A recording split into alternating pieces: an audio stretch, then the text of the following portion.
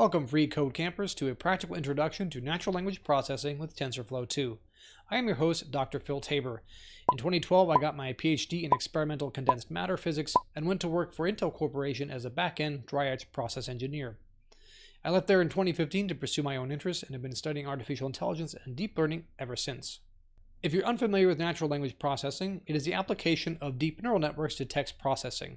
It allows us to do things such as text generation. You may have heard the hubbub in recent months over the OpenAI GPT-2 algorithm that allowed them to produce fake news. It also allows us to do things like sentiment classification, as well as something more mathematical, which is representing strings of characters, words, as mathematical constructs that allow us to determine relationships between those words. But more on that in the videos. It would be most helpful if you have some background in deep learning, if you know something about deep neural networks, but it's not really required. We're going to walk through everything in the tutorial, so you'll be able to go from start to finish without any prior knowledge, although of course it would be helpful. If you'd like to see more deep learning, reinforcement learning, and natural language processing content, check me out here on YouTube at Machine Learning with Phil. I hope to see you there, and I really hope you enjoy the video. Let's get to it. In this tutorial, you are going to learn how to do word embeddings with TensorFlow 2.0. If you don't know what that means, don't worry. I'm going to explain what it is and why it's important as we go along. Let's get started.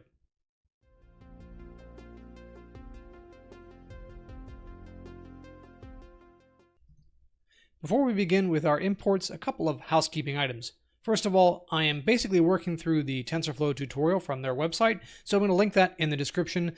So I'm not claiming this code as my own, although I do some cleaning up at the end to kind of make it my own, but in general, it's not really my code. So we start with our imports as usual. We need I/O to handle dumping the word embeddings to a file so that we can visualize later. We'll need matplotlib to handle plotting. We will need TensorFlow as TF, and just a word. So this is TensorFlow 2.1.0 RC1, release candidate 1. So this is, as far as I'm aware, the latest build. So TensorFlow 2.0 throws some really weird warnings, and 2.1 seems to deal with that, so I've upgraded. So if you're running TensorFlow 2.0 and you get funny errors, funny warnings, but you still get functional code and learning, that is why you want to update to the newest version of TensorFlow. Of course, we need Keras to handle pretty much everything. We also need the layers for our embedding and dense layers. And we're also going to use the TensorFlow datasets. So I'm not going to have you download your own dataset. We're going to use the IMDb movie dataset for this particular tutorial. So of course, that is an additional dependency for this tutorial. So now that we've handled our imports, let's talk a little bit about what word embeddings are. So how can you represent a word for a machine? And more importantly, instead of a string of characters, how can you represent a collection of words, a bag of words, if you will? So you have a number of options. One way is to take the entire set of all the words that you have in your, say, movie reviews. You just take all the words and find all the unique words, and that becomes your dictionary. And you can represent that as a one-hot encoding. So if you have, let's say, 10,000 words, then you would have a vector for each word with 10,000 elements, which are predominantly zeros, except for the one corresponding to whichever word it is. The problem with this encoding is that while it does work, it is incredibly inefficient, and because it is sparse. The majority of the data is zero, and there only is one important bit in the whole thing, so not very efficient. And another option is to do integer encoding. So you can just rank order the numbers, the words. You could do it in alphabetical order. The order doesn't really matter. You can just assign a number to each unique word. And then every time that word appears in a review, you would have that integer in an array. So you end up with a set of variable length arrays where the length of the array corresponds to the number of words in the review, and the members of the array correspond to the words that appear within that review. Now this works, this is far more efficient, but it's still not quite ideal, right? So it doesn't tell you anything about the relationships between the words. So if you think of the word, let's say king, it has a number of connotations, right? A king is a man, for one, so there's some relationship between a king and a man. A king has power, right? He has control over a domain, a kingdom. So there's also the connotation of owning land and having control over that land. A king may also have a queen, so it has some sort of relationship to a queen as well. It may have a prince, a princess, you know, all these kinds of different relationships between words that are not incorporated into the integer encoding of our dictionary. The reason is that the integer encoding of our dictionary forms a basis in some higher dimensional space, but all of those vectors are orthogonal. So if you take their dot product, they are essentially at right angles to each other in a hyperdimensional space, and so their dot product is 0. So there's no projection of one vector, one word onto another. There's no overlap in the meaning between the words. At least in this higher dimensional space. Now, word embeddings fix this problem by keeping the integer encoding, but then doing a transformation to a totally different space. So we introduce a new space of a vector of some arbitrary length. It's a hyperparameter of your model, much like the number of neurons in a dense layer is a hyperparameter of your model. The length of the embedding layer is a hyperparameter, and we'll just say it's 8. So the word king then has 8 floating point elements that describe its relationship to all the other vectors in that space. And so what that allows you to do is to take dot products between two arbitrary words in your dictionary, and you get non-zero components. And so what that means in practical terms is that you get a sort of semantic relationship between words that emerges as a consequence of training your model. So the way it works in practice is we're going to have a whole bunch of reviews from the IMDb dataset, and they will have some classification as a good or bad review.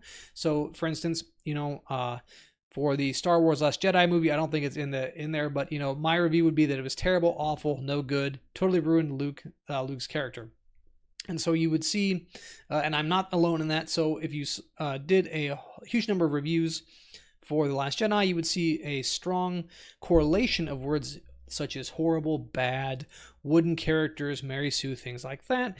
And so the model would then take those words, run them through the embedding layer, and try to come up with a prediction for whether or not that is a good or bad review, and match it up to the training label, and then do back propagation to vary those weights in that embedding layer. So say 8 elements.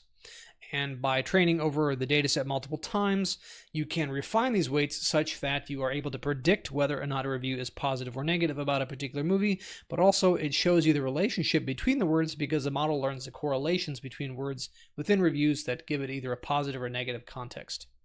So that is word embeddings in a nutshell, and we're going to go ahead and get started coding that.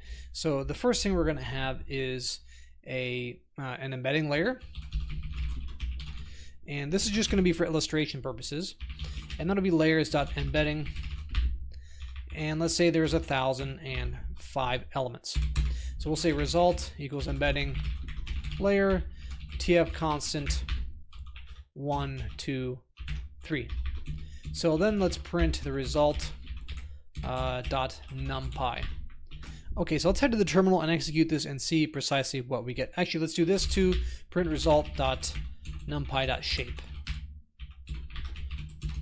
I think that should work. Let's see what we get in the terminal, and let's head to the terminal now. All right, let's give it a try.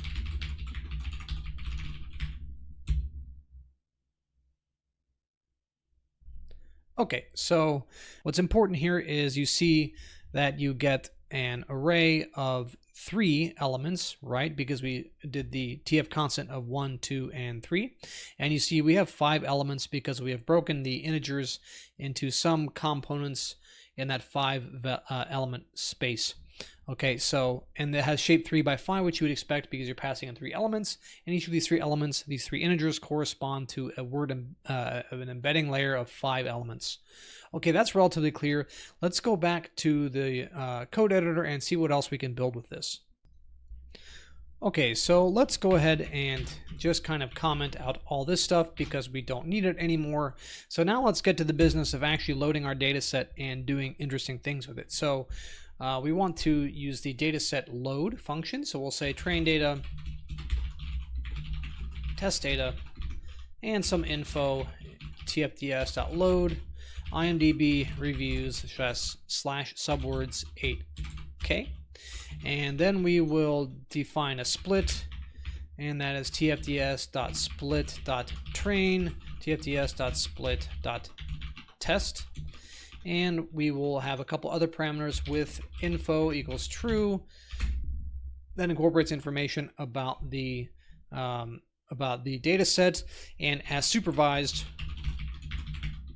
equals true. So as supervised tells the data set loader that we want to get back information in the form of data and label as a tuple. So we have the labels for training of our data. So now we're going to need an encoder. So we'll say info.features text.encoder. And so let's just find out what words we have in our dictionary from this. We'll say print encoder subwords first 20 elements. Save that and head back to the terminal and print it out and see what we can see. So let's run that again.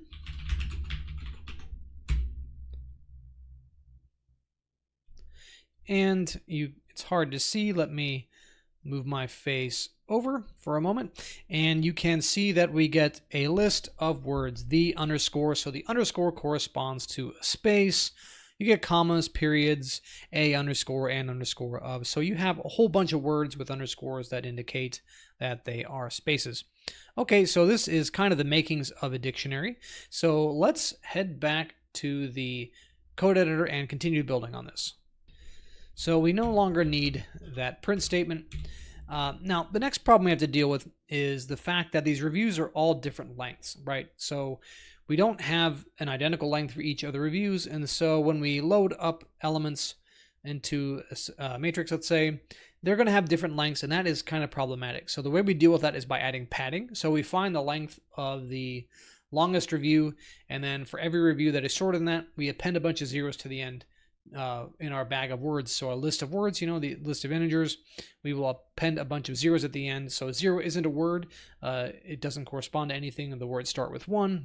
The rank ordinal numbers start with 1. And so we insert a 0 because it doesn't correspond to anything. It won't hurt the training of our model. So we need something called padded shapes.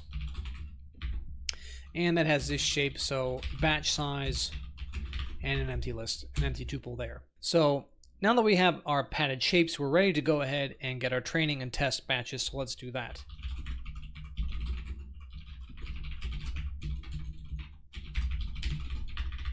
And since we are good data scientists, we want to do a shuffle. We're going to use a batch size of 10 and a padded shapes specified by what we just defined. Let's clean that up and let's copy, because the test batches are pretty much identical, except it's test data.shuffle, and it's the same size, so we don't have to do any changes there. Scroll down so you can see. Okay, so that gives us our data. So what we need next after the data is an actual model. So let's go ahead and define a model. So as is typical for Keras, it is a sequential model, and that takes a list of layers. So the first layer is an embedding layer, and that takes encoder.vocab size. Now this is, given to us up here by the encoder object that's given by the information from our data set. And we have some vocabulary size, so there's 10,000 words. Vocabulary size is vocab size. It's just the size of our dictionary. And we want to define an embedding dim. So that's the number of dimensions for our embedding layer. So we'll call it something like 16 to start. So let's add another layer, global average pooling 1D, and then we'll need finally a dense layer, 1 output activation equals sigmoid. So if this seems mysterious, what this is the probability that this layer is the probability that the review is positive, so it's a sigmoid. Go ahead and get rid of that, and now we want to compile our model with the atom optimizer, a binary cross entropy loss with accuracy metrics. Not metrics, metrics equals accuracy. Okay, that's our model. And that is all we need for that. So now we are ready to think about training it. So let's go ahead and do that next. So what we want to do is train and dump the history of our training in an object that we're going to call history. Model.fit. We're going to pass train batches, 10 epochs, and we're going to need validation data, and that'll be test batches. And we'll use something like 20 validation steps. Okay, so let's scroll down a little bit so you can see it first of all, and then we're going to think about once it's done, let's go ahead and plot it. So may as well do that now. So let's handle that. So we want to convert our history to a dictionary, and that's history.history. And we want to get the accuracy by taking the accuracy key, and we want the validation accuracy using correct syntax, of course. Val accuracy for validation accuracy, and the number of epochs is just range 1 to len of accuracy plus 1. So then we want to do a plot, big size, nice and large, 12 by 9. We want to plot the epochs versus the accuracy. B0 label equals training accuracy. We want to plot the validation accuracy using just a blue line, not blue O's, or dots, blue dots, sorry, and label equals validation accuracy. Plot dot x label epochs plot dot y label accuracy. And let's go ahead and add a title while we're at it. Training and validation accuracy. Scroll down a little bit. We will include a legend. Having an extraordinarily difficult time typing tonight. Location equals lower right. And a y limit of 0.5 and 1. That should be a tuple, excuse me. And plot.show. All right, so let's go ahead and head to the terminal and run this and see what the plot looks like. And we are back. Let me move my ugly mug over so we can see a little bit more, and let us run the software and see what we get. Okay, so it has started training, and it takes around 10 to 11 seconds per epoch, so I'm just going to sit here and twiddle my thumbs for a minute and fast forward the video while we wait. So of course, once it finished running, I realize I have a typo, and that is typical. So in line 46, I spelled out plot instead of PLT, but that's all right. Let's take a look at the data we get in the terminal anyway. So you can see that the validation accuracy is around 92.5%, pretty good, and the training accuracy is around 93.82, so a little bit of overtraining, and I've run this a bunch of times, and you tend to get a little bit more overtraining. I'm kind of surprised that this final, now that I'm running it for YouTube, it is actually a little bit less overtraining, but either way, there is some evidence of overtraining, but a 90% accuracy for such a simple model isn't entirely hateful. So I'm going to go ahead and head back and correct that typo and then run it again and then show you the plot. So it is here in line 46 right there, and just make sure that nothing else looks wonky, and I believe it is all good there. Looking at my cheat sheet, everything looks fine. Okay, let's go back to the terminal and try it again. All right, once more.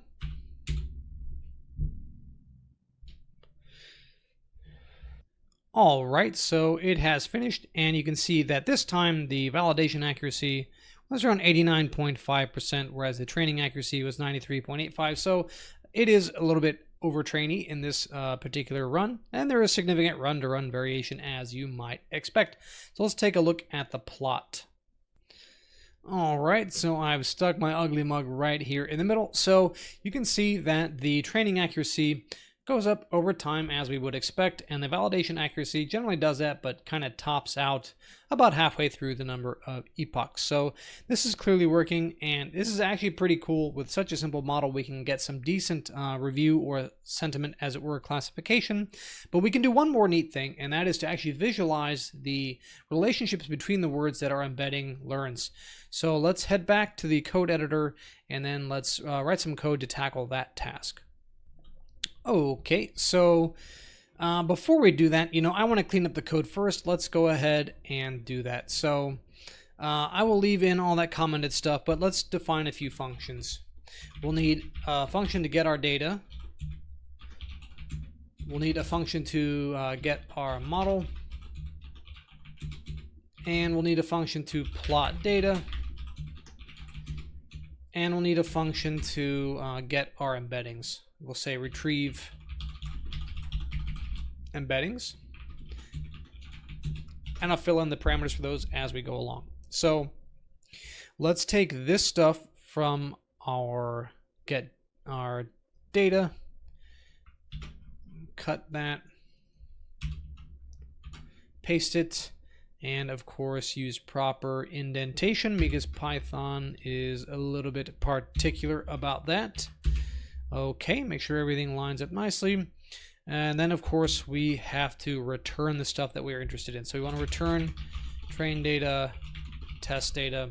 And in fact, that's not actually what we want to do. I take it back. Let's come down here, and we want our, we don't actually want to return our data, we want to return our batches. So return train batches, test batches. And we'll also need our encoder for the visualizing the relationships between words. So let's return that now. Okay, now let's handle the function for the get model next. So let's come down here and grab this.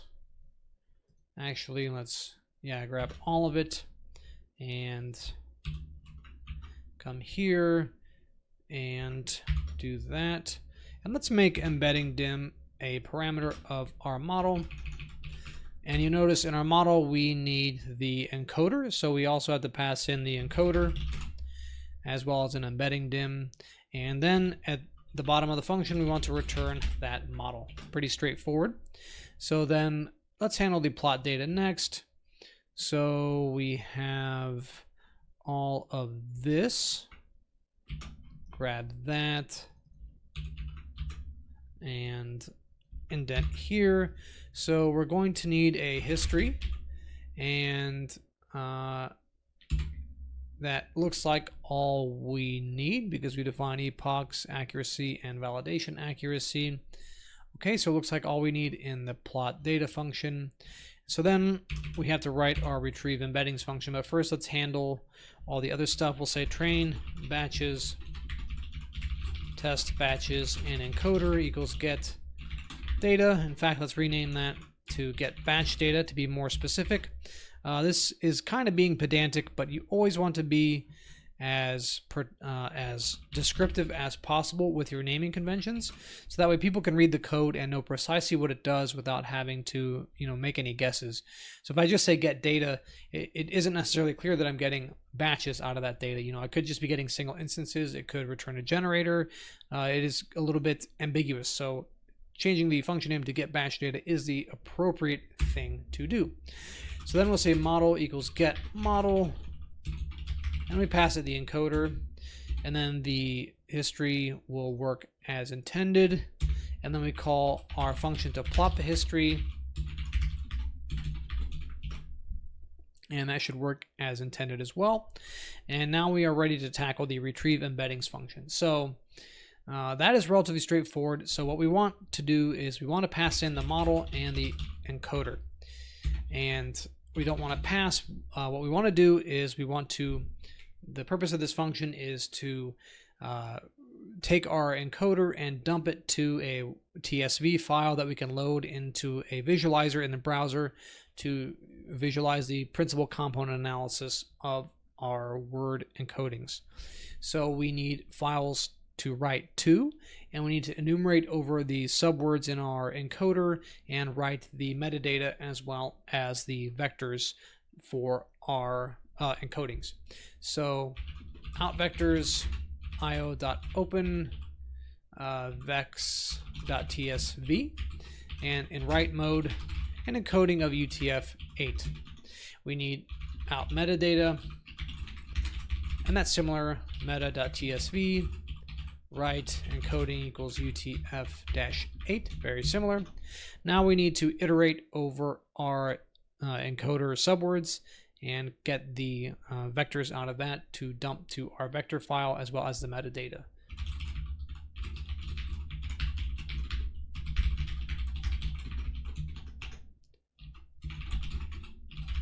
Weights subnum +1, and so we have the +1 here because remember that we start from 1 because 0 is for our padding, right? 0 doesn't correspond to a word, so the words start from 1 and go on.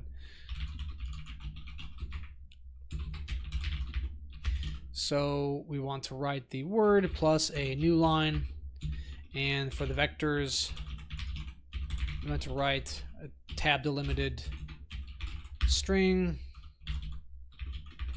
x in vector and plus a new line character at the end, and then we want to close our files.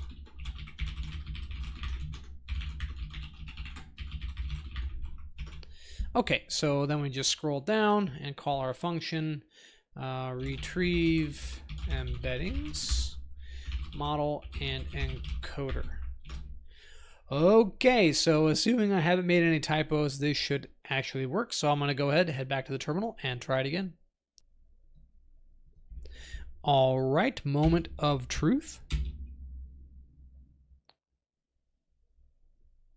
So it is training, so I didn't make any mistakes up until that point. 1 second, we'll see if it actually makes it through the plot. Oh, but really quick, so if you run this with TensorFlow 2, let me move my face out of the way. If you run this with TensorFlow 2, you will get this out of range end of sequence error. And if you do a Google search for that, you will see a thread about it in the GitHub, and basically someone says that it is fixed in 2.1.0.rc1, the version of TensorFlow, which I am running. However, I still get the warning on the first run. In version 2.0.0, I get the warning on every epoch, so it kind of clutters up the terminal output, but it still runs nonetheless and gets comparable accuracy, so it doesn't seem to affect the model performance, but it makes for an ugly YouTube video and gives me uneasy feelings. So I went ahead and updated to the latest release candidate 2.1.0, and you can see that it works relatively well. So 1 second and we'll see the plot again. And of course, I made a mistake again. It's plot history, not it's plot data, not plot history. Let's fix that. All right, plot. Let's change this to plot history because that is more precise. And we will try it again. Let's do it.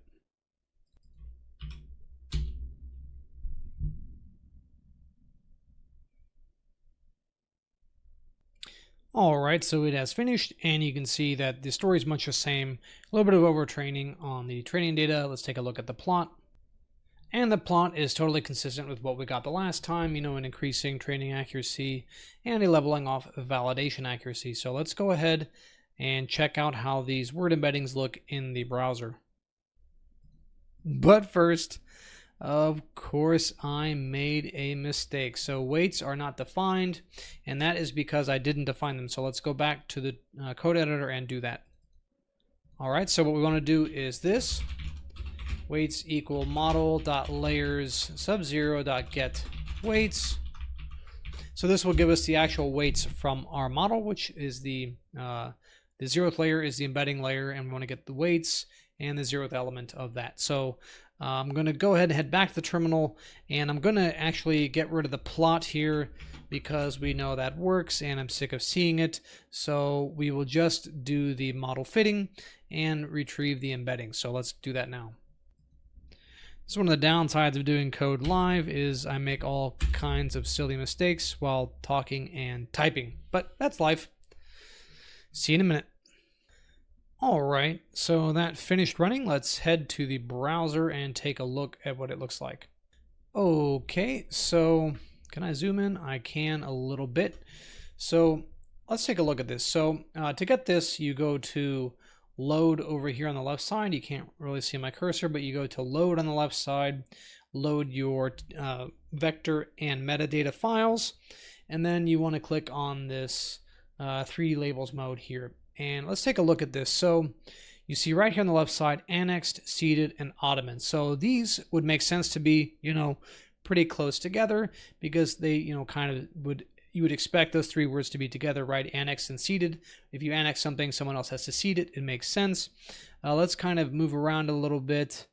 See what else we can find. Okay, so this looks like a good one. We see waterways, navigable, humid, rainfall, petroleum, earthquake. So you can see there are some pretty good relationships here between the words. That all makes sense. If you scroll over here, what's interesting is you see Estonia, Herzegovina, Slovakia, sorry for mispronouncing that, Cyprus. You see a bunch of country names, so it seems to learn the names. It seems to learn that there are relationships between different geographic regions, in this case countries. There we see seated and annexed on Ottoman again. And you can even see conquered in here next to annexed and seated. Deposed, archbishop, bishop assassinated. Oh, you can't see that. Let me move my face.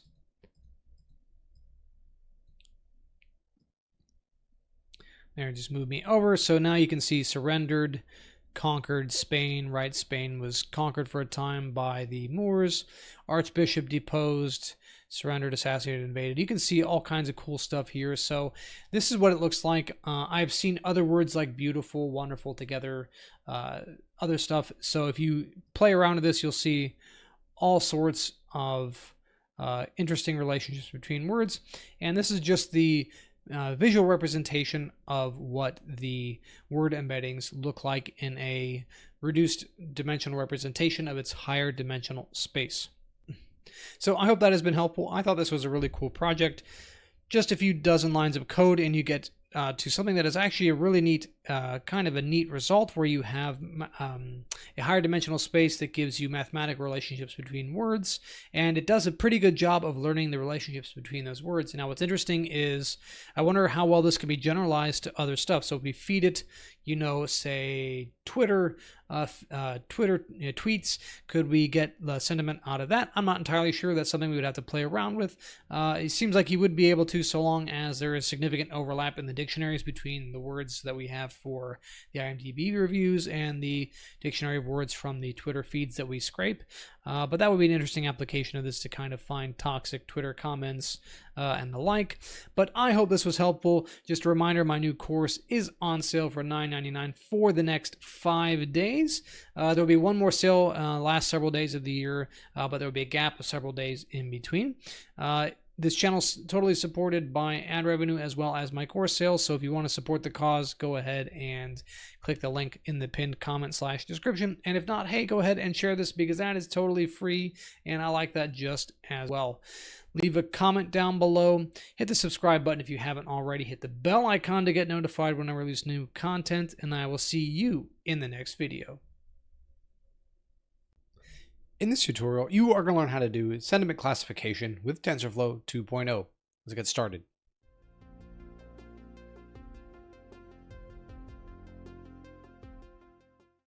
Before we begin, a couple of notes. First of all, it would be very helpful if you have already seen my previous video on doing word embeddings in TensorFlow 2.0, because we're going to be borrowing heavily from the concepts I presented in that video. If not, it's not a huge deal. I'll show you everything we need to do as we go along. It's just it'll make more sense with that sort of background. Second point is that I am working through the official TensorFlow tutorials. This isn't my code. I did have to fix a couple of bugs in the code, so I guess that makes it mine to some extent. But nonetheless, I did not write this, so I'm just presenting it for your consumption in video format. All that said, let's go ahead and get to coding our sentiment analysis software. So as usual, we begin with our imports.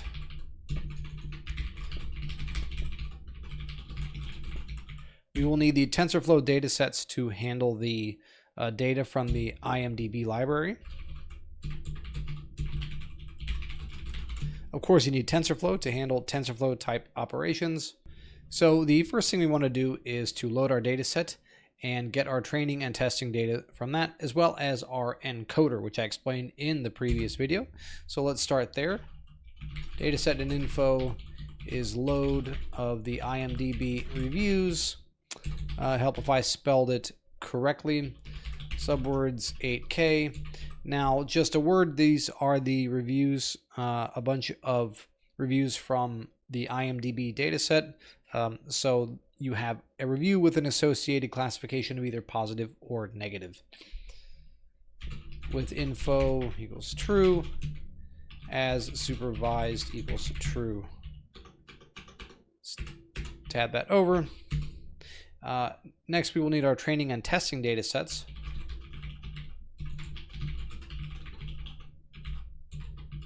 Set equals data set sub train and data set sub test.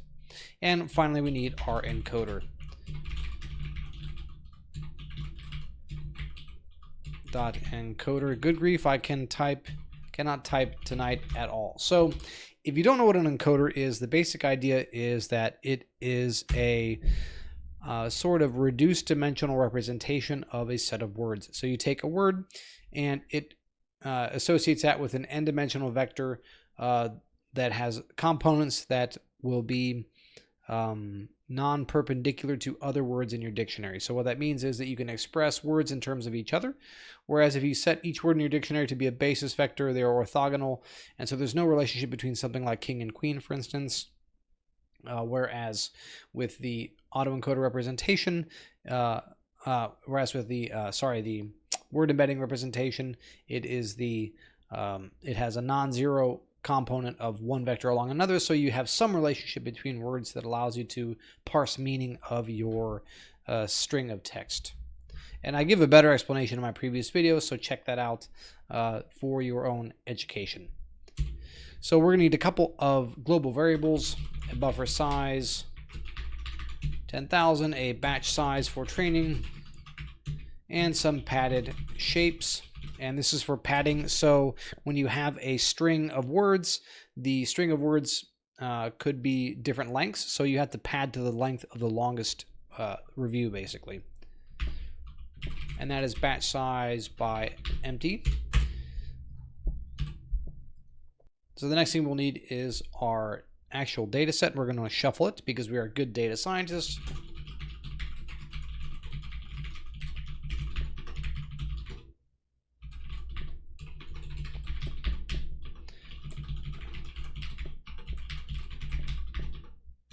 And we're going to want to get a padded batch from that in the shape defined with the variable above. And the test data set is very similar.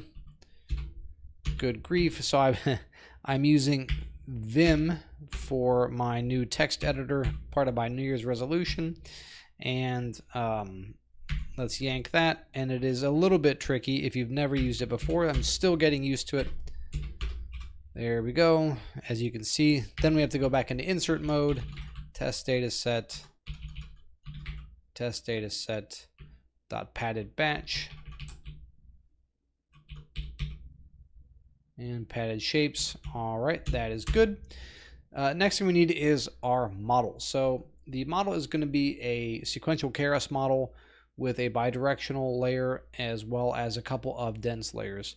We're going to use a binary cross entropy loss with an atom optimizer learning rate of 1 by 10 to the minus 4. And then we will say tf keras dot layers embedding encoder dot vocab size 64 tf keras layers bidirectional tf keras dot layers dot lstm 64 two parentheses dense, and that is 64 with a ReLU activation. If I could ever learn to type properly, that would be very helpful. Another dense layer with an output, and this output is going to get a sigmoid activation.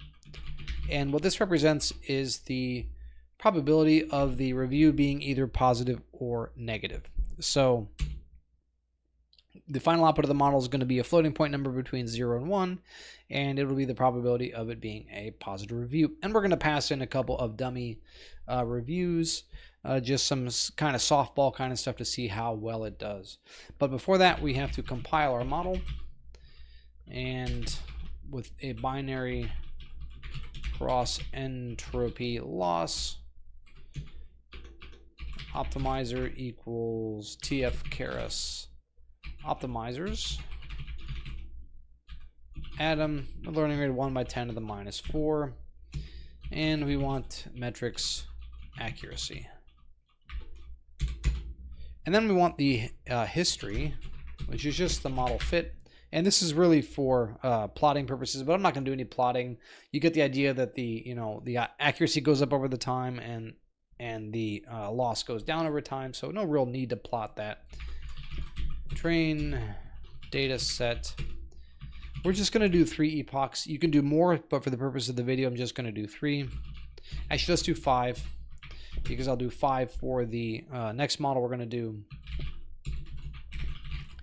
Validation data equals test data set, and validation steps 30. So next we need to consider a couple of functions. So one of them is to pad the vectors that we pass in to whatever size, and the second is to actually generate a prediction. So let's define those functions.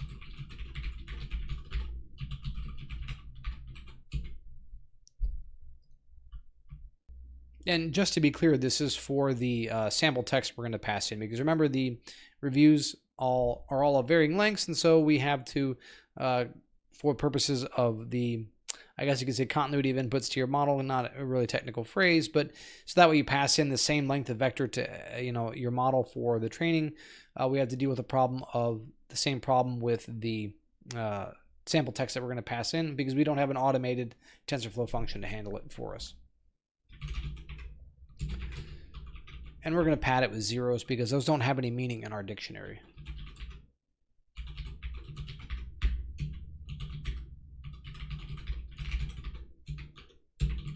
And we want to return the vector after extending it. So if you're not familiar with this idiom in Python, you can multiply a quantity, like say a string, by a number to basically multiply that string. So if you had the letter A multiplied by 10, it would give you 10 A's. And you can do that with list elements as well. Pretty cool stuff. Neat little feature of Python. Little known, I think, but that's what we're doing here. So we're going to pad the zeros to the size of whatever size we want, minus whatever the length of our vector is, and extend that vector with those zeros. Next, we need a sample predict function.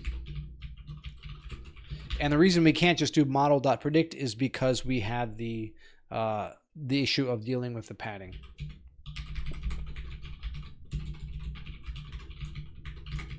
Text equals encoder.encode.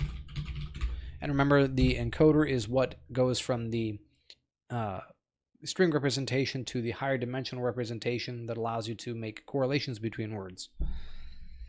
So if you want to pad it, then pad to size, encoded sample pred text 64. That's our batch size, or our max length, sorry. And then encoded sample pred text equals tf cast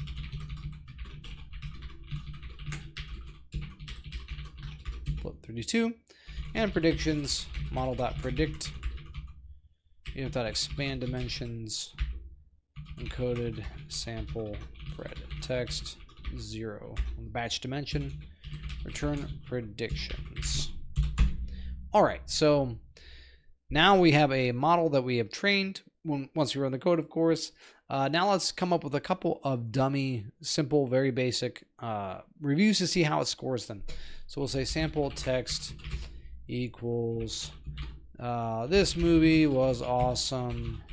The acting was incredible. Highly recommend. Then we're going to spell sample text correctly, of course, and then we're going to come up with our predictions. Equals sample predict sample text pad equals true, and we're going to multiply that by 100 so we get it as a percentage. And I can't quite scroll down. That is a feature, not a bug, I am sure. You can write in whatever positive review you want. So then we'll say print probability.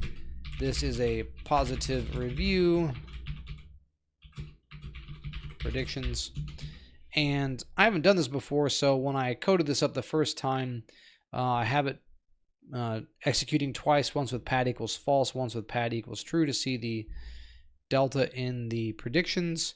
And surprise, surprise, it's more accurate when you give it a padded review. But in this case, I'm going to change it up on the fly and do a different set of sample text and give it a negative review and see how it does. This movie was so-so. I don't know what this is going to do. That's kind of a vernacular. I don't know if that was in the database, so we'll see. The acting was mediocre. Kind of recommend. And predictions.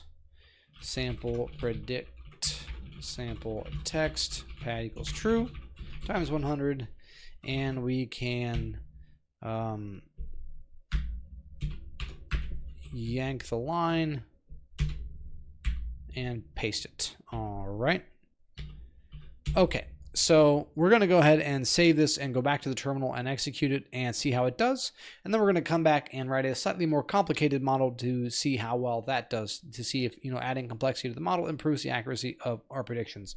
So let us write quit. And if you've never used Vim, you have to press :WQ. When you're not in insert mode.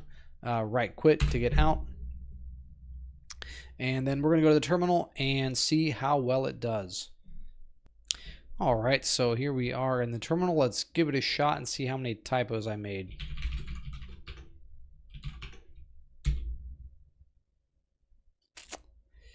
Ooh, interesting. So it says check that the dataset name is spelled correctly. That probably means I misspelled the name of the dataset.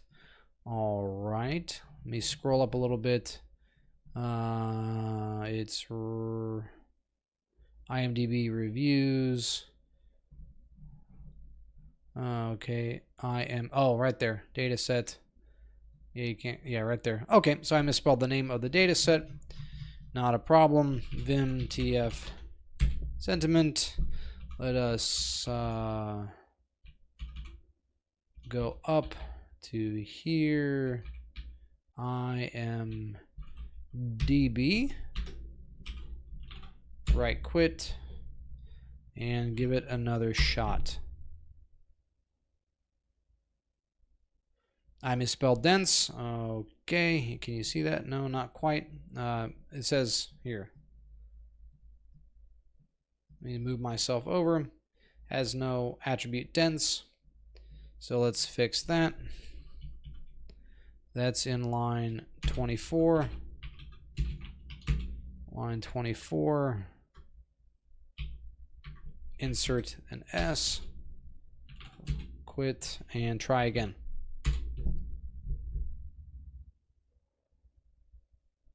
There, now it is training for 5 epochs. I am going to let this ride and show you the results when it is done. Really quick, you can see that it gives this funny error. Let me go ahead and move my face out of the way.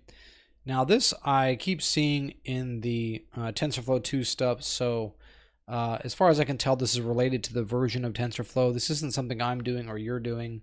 There is an open issue on GitHub, and previously it would run that error every time I trained with every epoch. However, after updating to I think TensorFlow 2.1, it only does it after the first one. So I guess you gain a little bit there, but it's definitely an issue with TensorFlow. So I'm not too worried about that. So let's go ahead and let this train. All right, so it has finished running, and I have teleported to the top right, so you can see the accuracy. And you can see accuracy starts out low and ends up around 93.9%, not too shabby for just 5 epochs on a very simple model. Likewise, the loss starts relatively high and goes relatively low. What's most interesting is that we do get a 79.8% probability that our first review was positive, which it is. So an 80% probability of it being correct is pretty good. And then an only 41.93% probability of the second one being positive. Now this was a bit of a lukewarm review. I said it was so-so. So a 40% probability of it being positive is pretty reasonable in my estimation.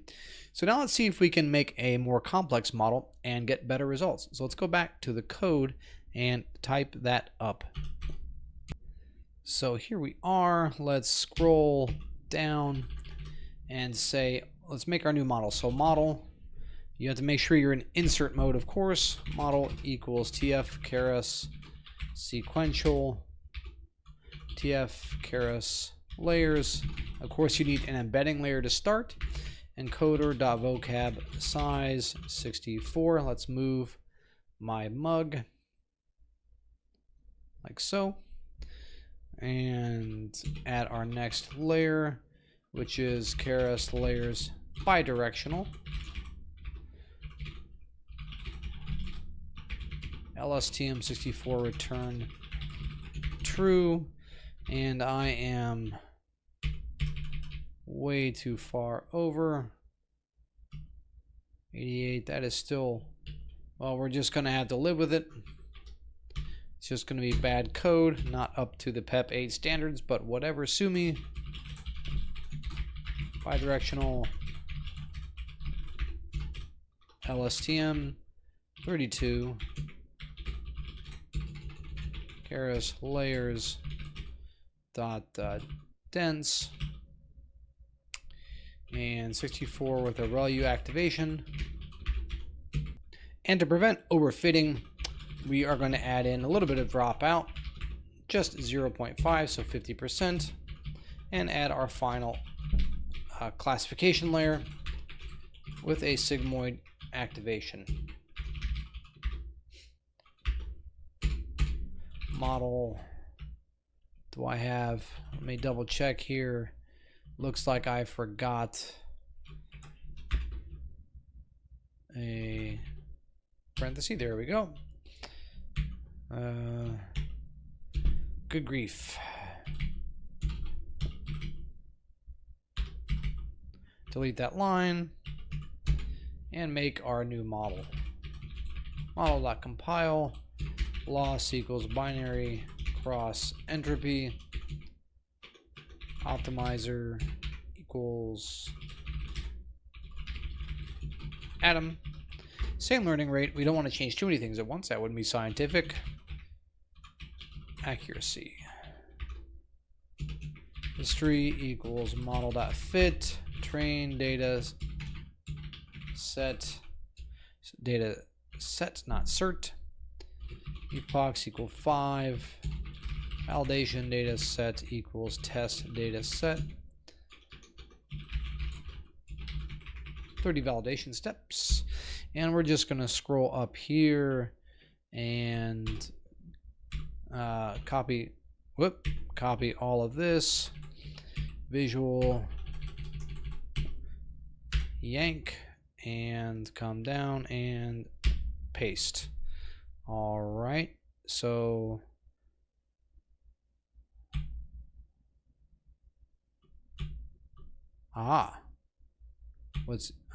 so I'm detecting a problem here, so I need to modify my sample predict problem, my sample predict. So let's go ahead and pass in a model, call it model underscore, just to be safe, because I'm declaring one model and then another. Want to make sure these scoping issues are not going to bite me in the rear end. I need model equals model, and let's do likewise here. Model equals model, and we'll come up here and modify it here as well, just to be pedantic. And I'm very tired, so this is probably unnecessary, but we want to make sure we aren't getting any funny scoping issues so that the model is doing precisely what we would expect. So let's go ahead and right quit and try running it. Oh, actually, I take it back. I want to go ahead and get rid of the fitting for this because we've already run it. We can leave it. Actually, you know what? Now that I'm thinking about it, let's just do this. And then we will comment this out.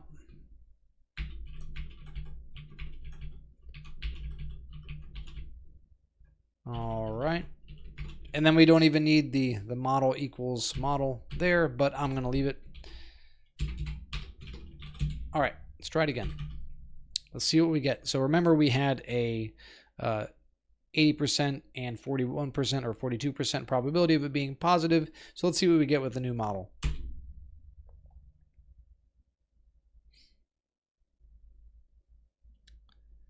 Validation data set.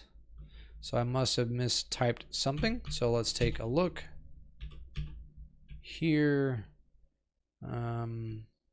right there, because it is validation data, not validation data set. All right. Try it again.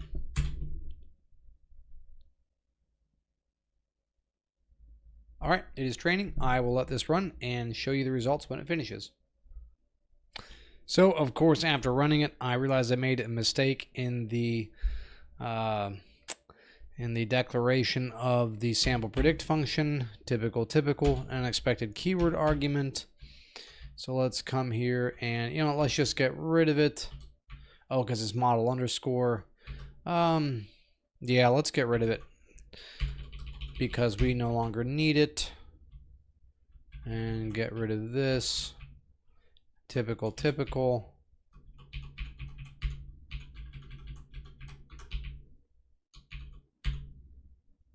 All right. This is one of the situations in which a Jupyter Notebook would be helpful, but whatever. I will stick to Vim and the terminal and Pi files because I'm old. All right, let's try this again, and I'll just go ahead and edit all this out, and we will meet up when it finishes. I've done it again. It's not my day, folks. Not my day. And let us find that there. Delete. Once again.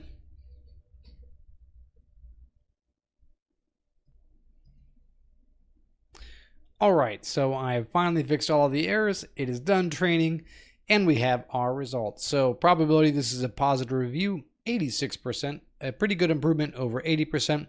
What's even better is that the probability of the second review, which was lukewarm, so being positive, has fallen from 41 or 42% down to 22%, almost cut in half. So pretty good improvement with a somewhat more complicated model, and at the expense of slightly longer training. So 87 seconds as opposed to 47 seconds. So I don't know, something like 6 minutes as opposed to 3, not too bad.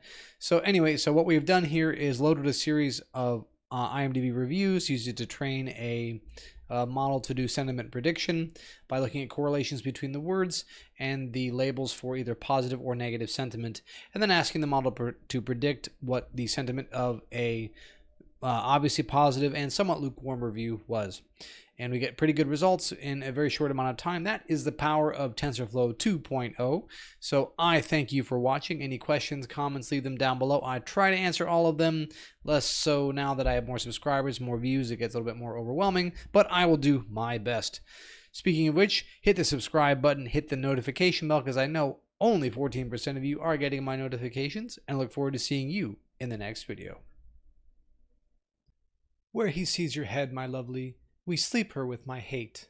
Or for me think that we give his cruel, he cries said. Your honors, ere I shall, Gromas. No, I haven't just had a stroke. Don't call 911. I've just written a basic artificial intelligence to generate Shakespearean text. Now we get to finally address the question, which is better at writing Shakespearean sonnets, a billion monkey hours or a poorly trained AI? Let's get started.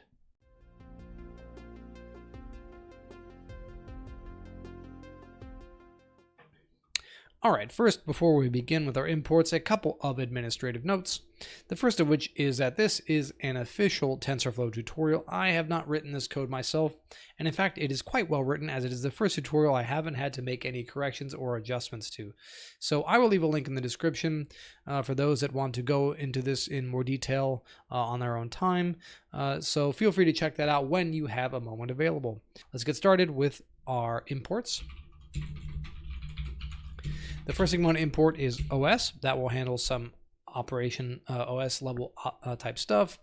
We want TensorFlow as TF, of course, and we want NumPy as NP. Now, notably, we are not importing the TensorFlow dataset imports because this is not using an official TensorFlow dataset. Rather, it is using the data due to, I believe, Andre Carpathy gets the credit for this, but it is basically a text representation of a Shakespearean sonnet. Which one I don't know, it doesn't state in the tutorial, and I am not well read enough to be able to identify it based on the first several characters.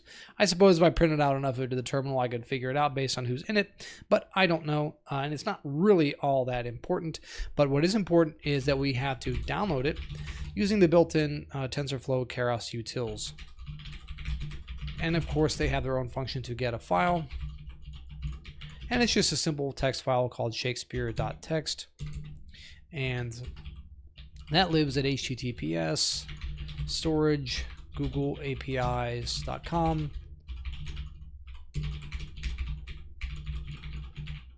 Shakespeare.txt. Okay, and so let's get an idea for what we're working with here. So let's open it up in read binary mode with an encoding of UTF-8. And let's go ahead and print out the length of the text. So we'll say length of text blank characters dot format len text.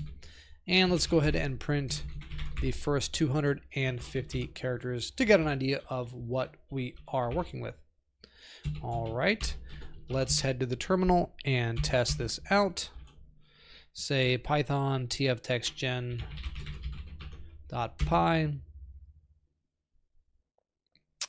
Object has no attribute decode, so I have messed something up. Most likely a parenthesis somewhere, text equals open path to file.read. That's right, I forgot the read method.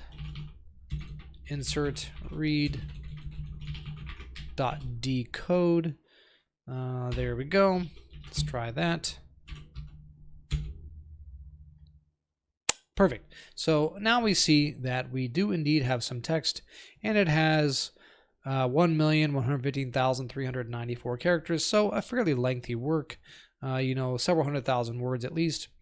And you see it begins with first citizen. This is important because we're going to refer back to this text a few different times in the tutorial. So just keep in mind that the first word is first. Very, very simple. And hey, if you know what play or sonnet this is, leave a comment down below because you're more well-cultured, more well-read than I am. I would be interested to know. But let's proceed with the tutorial. Let's head back to our file, and the first thing we want to do is comment these out because we don't want to print that to the terminal every single time we run the code. But the first thing we have to handle is vectorizing our text. Now, if you have seen my other two tutorials on natural language processing in TensorFlow, you know that we have to go from a text-based representation to an integer representation, or in some cases, totally integer representation, not floating point, in order to pass this data into the deep neural network. So let's go ahead and start with that. So we say our vocabulary is going to be sorted a set of the text. So we're just going to sort it and make a set of unique stuff. So we'll say print, or unique words rather, blank unique characters format len of vocab. So now important thing to keep in mind is that we are starting with merely characters. We are not starting with any conception of a word. So the model is going to go from knowing nothing about language at all to understanding the concept of words as well as line breaks and a little bit about grammar. You kind of saw from the introduction that it's not so great, probably better than the monkeys typing away, but it is, starting from complete scratch into something that kind of approximates language processing. So we have sorted our vocabulary. Now we have to go from the character space to the integer representation. So we'll say char to idx, where char is just, character.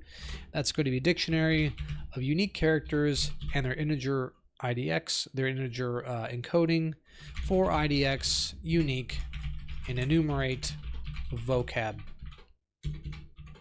Closing bracket. And we need the idx to char, which is the inverse operation, numpy array of vocab.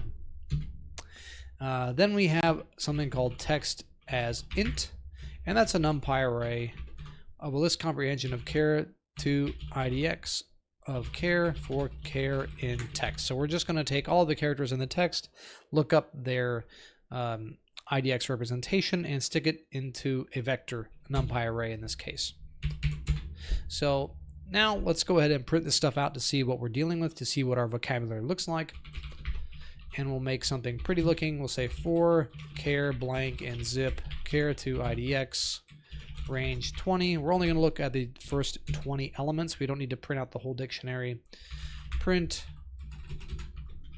for s colon 3d dot format representation of the character char to idx char, and then at the end we'll print a new line.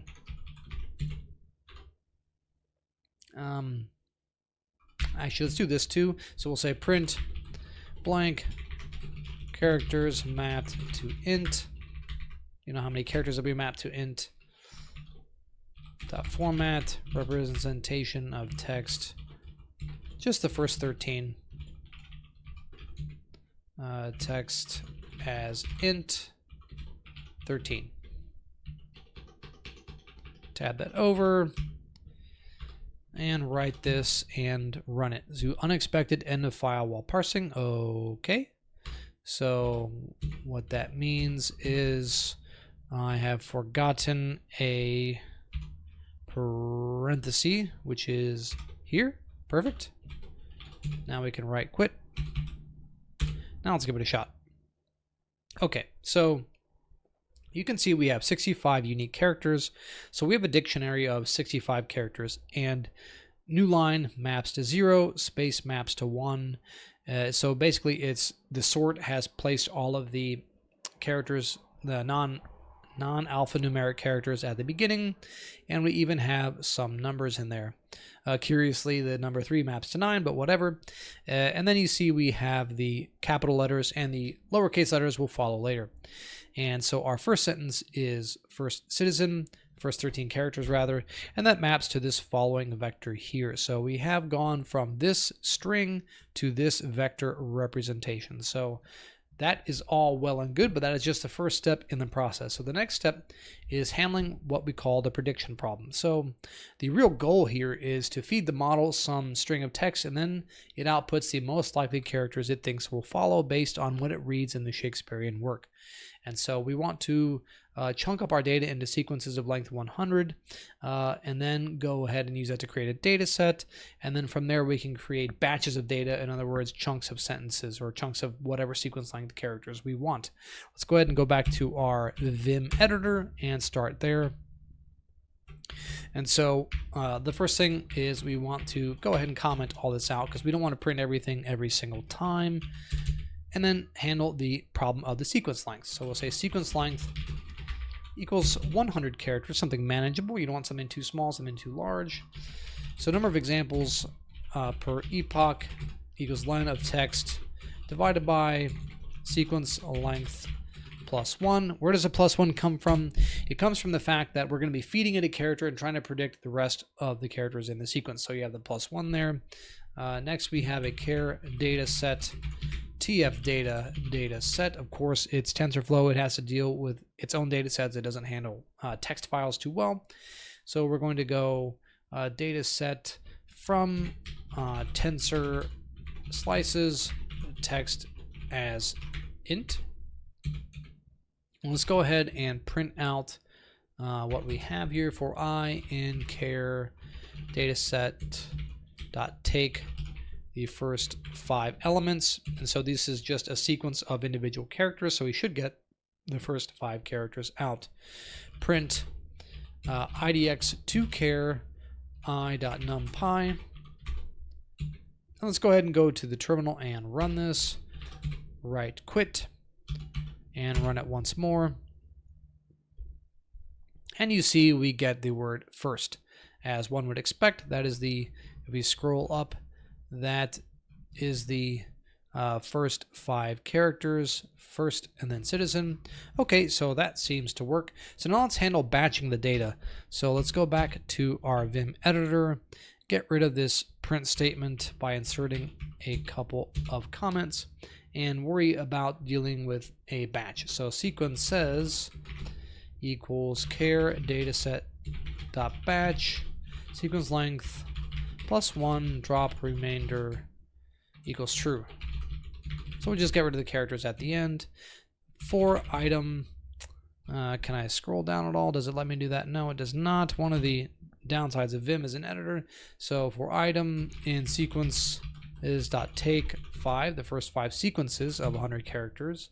Print representation blank dot join idx to char item dot numpy, and a whole bunch of parentheses.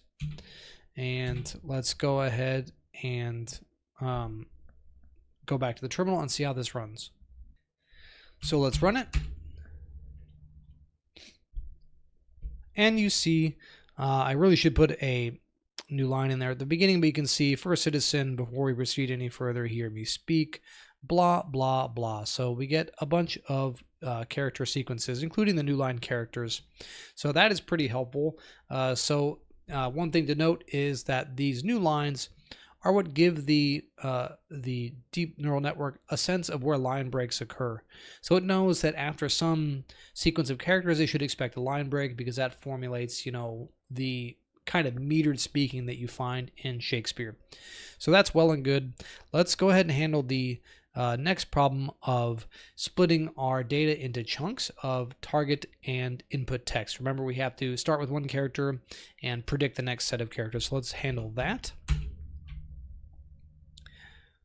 But of course, to begin, we want to comment that out.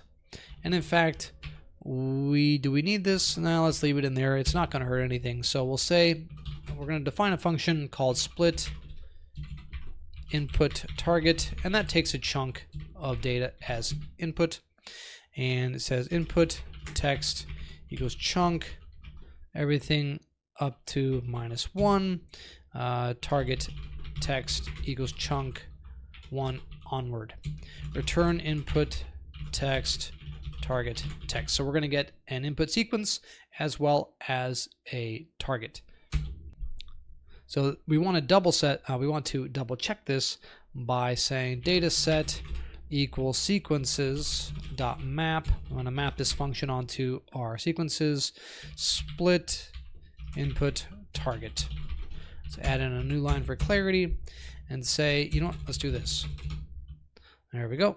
So we'll say we're going to print the first examples of the input and target values. Say for input example target example in dataset.take, just the first thing.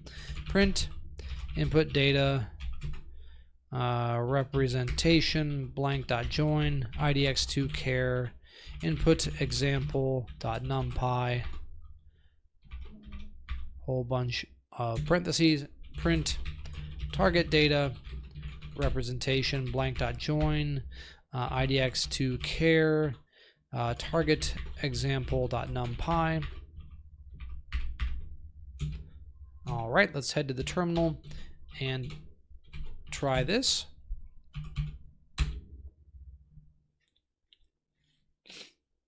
Okay, so you see our input data is this first citizen before we proceed any further, and it ends with U, and then the target data is erst citizen. So given this input, what is the target?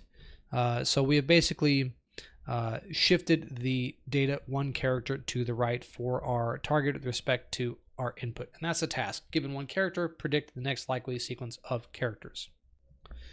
So to make that more clear, let's go ahead and kind of step through that one character at a time. So let's come down here, and of course the first thing we want to do is get rid of these print statements, and then say for I input idx target idx, and enumerate input example first 5 target example, I forgot a zip statement, 5. How many? That's the enumerate. That gets a colon. I forgot my zip here. In enumerate zip. Add an extra parenthesis. And then we want to add a print statement. We will say print step 4D.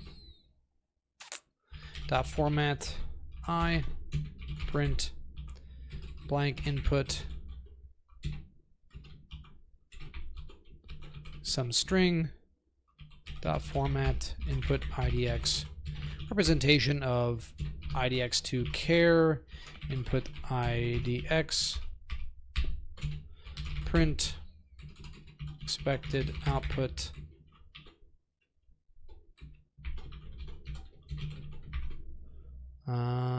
yes, dot format target idx comma representation idx to char target idx.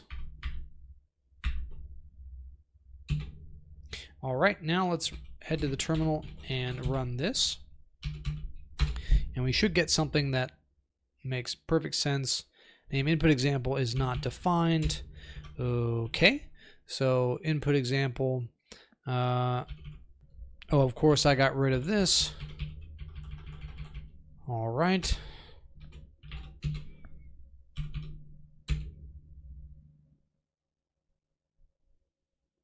All right, so here you can see the output.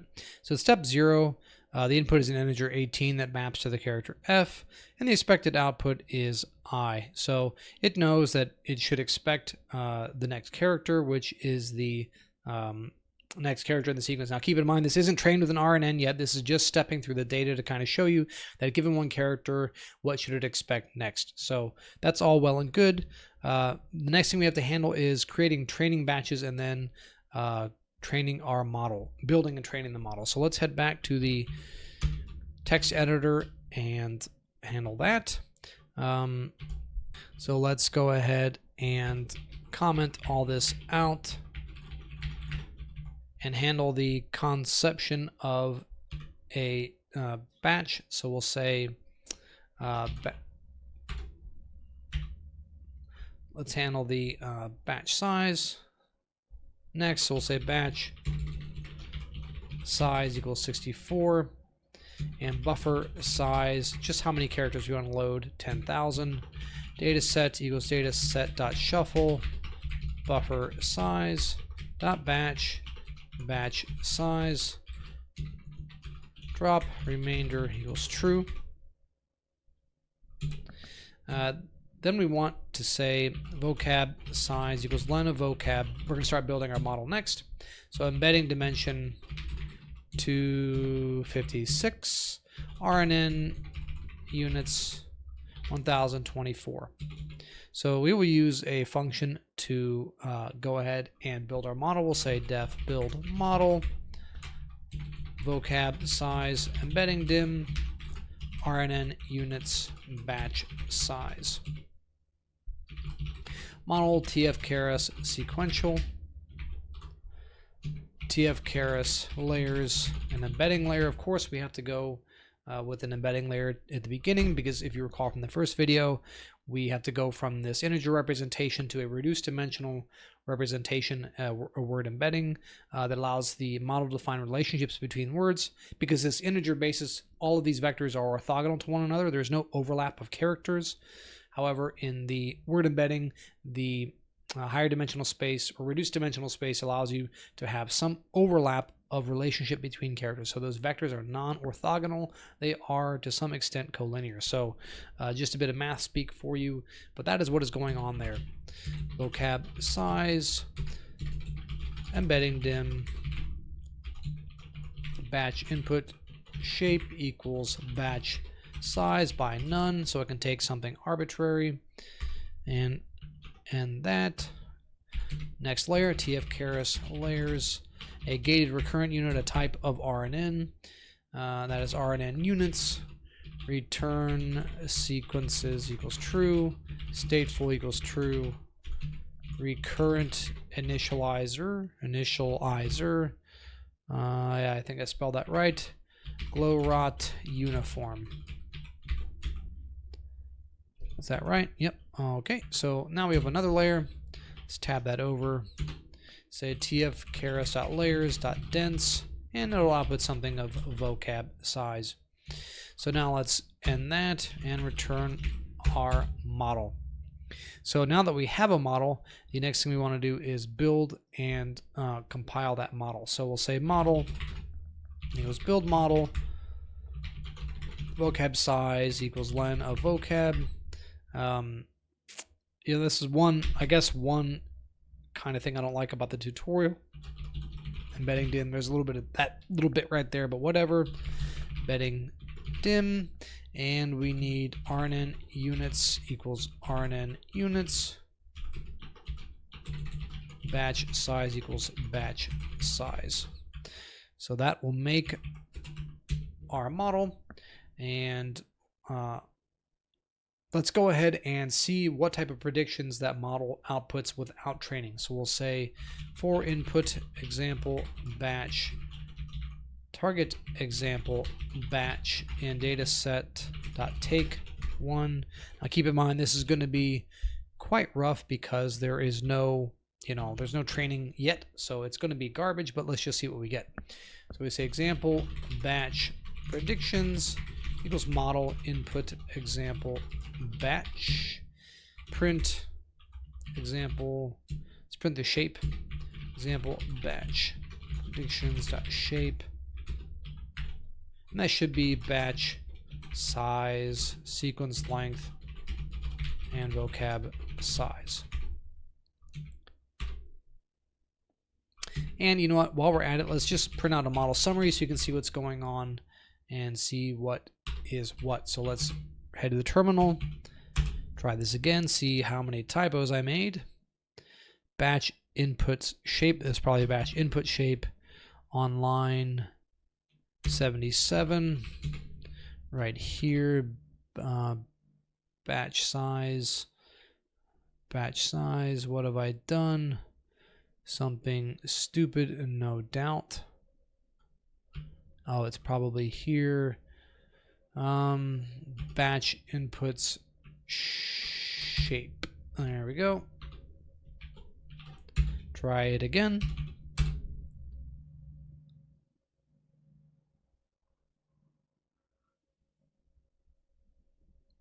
Okay, so you can see that it has outputs of something batch size by 100 characters by vocab size. Makes sense. Here is the model, 4 million or so parameters. They're all trainable, and you can see that the majority of those are in the gated recurrent unit. So let's go back to the text editor and start thinking about training the model. So we come here, let's go ahead and get rid of this print statement. We don't need it. We can get rid of the model summary as well and think about training our model. The first thing we need to train the model is a loss function. So we'll pass in labels and logits and return TF keras losses sparse categorical cross entropy, labels logits from logits equals true. And then since we are good Python programmers, we will format this a little bit better, like that. And we can go ahead and start training our model. So we will say model.compile and optimizer equals Atom, loss equals loss, and say checkpoint directory equals dot slash training checkpoints, checkpoint prefix equals os path join checkpoint dir checkpoint underscore epoch. So epoch is a variable. It's going to get passed in by TensorFlow or Keras in this case, and so it'll know whatever epoch we're on. It'll save a checkpoint with that name. Checkpoint callback. You have to define callbacks. tf.keras.callbacks.model checkpoint file path equals checkpoint prefix save waits only equals true. And so we'll train for, in this case, I don't know, something like, for reference, I trained it for 100 epochs to generate the text you saw at the beginning of the tutorial, but it doesn't really matter all that much. So we'll say 25 epochs because it's not the most sophisticated model in the world. So we'll say history equals model.fit, data set epochs equals epochs, callbacks equals checkpoint callback. All right, let's head to the terminal and run this.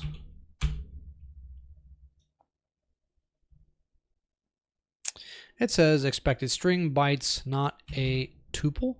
Okay, so as path join that, I probably made some kind of silly mistake. It says checkpoint dir, that is a string. Checkpoint underscore epoch is fine. That's interesting. What was that error? That is on line 91.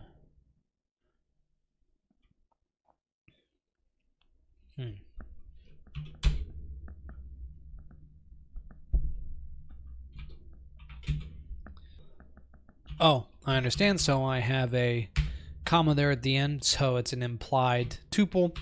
Okay, let's try this again. Scratching my head trying to figure that one out. All right, so now it is training. So I'm going to go ahead and let this run, and I'll be back when it is finished. Okay, so it has finished training, and you can see that the loss went down by a factor of 3 or 4, about 3 or so, from 2.7 all the way down to 0.77. So it did pretty well in terms of training. Now, this is 25 epochs. We don't have to rerun the training because we did the model checkpointing. So the next and final order of business is to write the function to generate the predictive text, the output of the model. So that way we can kind of get some sort of idea of what sort of Shakespearean prose this artificial intelligence can generate. Let's go ahead and head to our file. So the first thing we have to think about is how are we going to handle loading our model, and that will require that we don't do the build model up here, so we can just get rid of that.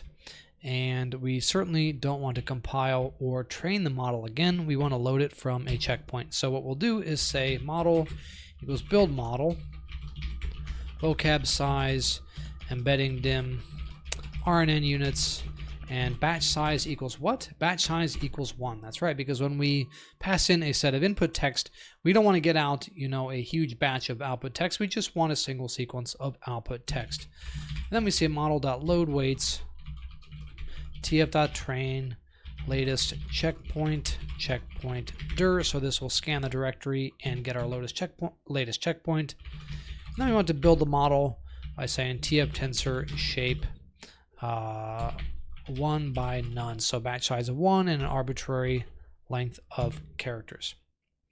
So then we'll say model.summary, and we can scroll down a little bit for readability. So that'll print out the new model to the terminal. So the next thing we have to handle is the prediction problem and generating text. So let's say define generate text model and start string. So we need to pass in the model we want to use to generate the text, as well as a starting string, a prompt for the AI, if you will. Generate equals 1000. That's the number of characters we want to generate. Input eval equals char to idx s for s in start string. We have to go to the character representation of, the integer representation of our characters, and then we have to expand that along the batch dimension. We need an empty list to keep track of our generated text, and a temperature. So the temperature kind of handles the surprising factor of the text. So it'll take the text and scale up by some number. In this case, a temperature 1 means just whatever the model outputs. So a smaller number means more reasonable, more predictable text, and a larger number gives you some kind of crazy, wacky type of stuff. So let us reset states on our model and say for I, let's scroll down, for I in range num generates predictions equals model input eval predictions equals tf squeeze along the batch dimension 0 predictions equals predictions divided by temperature, and predicted ID, which is the prediction of the ID of the word returned by the model. TF random categorical predictions num samples equals 1 minus 1 0 dot num pi. Then we say input eval equals TF dot expand dims predicted ID 0. Text generated dot append idx2 char predicted ID. So if you're not familiar with this, the random categorical is a probability distribution when you have a set of discrete categories, and it will predict them. Oh, I forgot a 1 here that will break. So it will generate predictions according to the distribution defined by this variable predictions. So then we want to return start string, and that may be familiar to you if you've watched some of my other reinforcement learning tutorials. The actor-critic methods in particular use the categorical distribution. Plus empty string dot join text generated. So then you want to say print generate text model start string equals Romeo colon. Give it a space as well. All right, now moment of truth. Let's see how well our model does. Write that, go to the terminal, and try it again.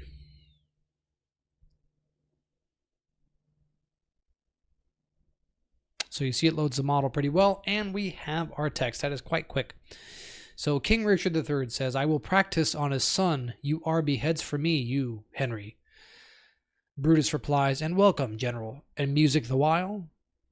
Tyrell, you know, I'm wondering if these aren't the collected works of Shakespeare, actually, now that I'm reading this, looking at all of the names. That's kind of Brutus and King Richard. That sounds like it's from a couple of different plays, Caesar and whatever King Richard appears in. I don't know. Again, I'm an uncultured swine. You let me know. But you can see that what's really fascinating here is that this model started out with no information about the English language whatsoever. It knew nothing at all about English. We didn't tell it that there are words. We didn't tell it that there are sentences. We didn't tell it that you should add in breaks or periods or any other type of punctuation. It knows nothing at all. And within, I don't know, 2.5 minutes of training, it generates a model that can string together characters and words in a way that almost kind of makes sense. Now, you know, Bernadine says, I am a Roman and by Tanot and me. Now that is mostly gibberish, but I am a Roman certainly makes sense. You know, but Warwick, I poison that you have heard, you know, that is kind of something. To add mine own port and process of that hung and point. Okay, that's kind of silly. Is pointing that my soul, I love him well. So it strings together words in a way that almost makes sense. Now, returning back to the question of which is better, a billion monkey hours of typing or this AI, my money is solidly on the AI. You know, these aren't put together randomly. These are put together probabilistically, and they kind of sort of make sense. And you can see how more sophisticated models like the OpenAI text generator could be somewhat more sophisticated using transformer networks, and how they can be better at actually creating text that even makes even more sense. Although what's interesting is that it's not a significant quote-unquote quantum leap. I hate that phrase, but it's not a quantum leap over what we've done here in just a few minutes on our own GPU in our own rooms. That is quite cool, and that is something that never ceases to amaze me. So I hope you found this tutorial enjoyable. If you have, make sure to hit the subscribe and the bell icon, because I know only 14% of you get my notifications. And look forward to seeing you all in the next video.